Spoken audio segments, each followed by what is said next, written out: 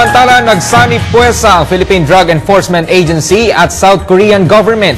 Ito'y upang ilunsad ang Anti-Drug Abuse Project. Si Jonathan Llanes ang ating tagapagbalita.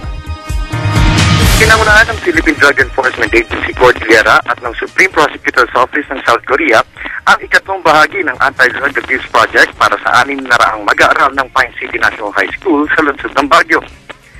Sa nasabing proyekto at sa pamumuno ni PIDEA Deputy Director General for Administration at Assistant Secretary Rene Orbit I, ipinaalam ito sa mga kabataan ang hindi magandang dulot ng droga sa mga ito.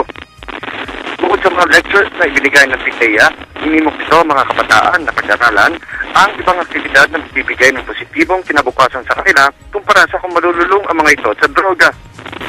Dahil dito na mahagi ang pamahalaan ng South Korea ng isang desktop computer at mga sports equipment para sa mga kabataan na kanilang gagamitin sa pag-aaral at maging sa kanilang sports activities.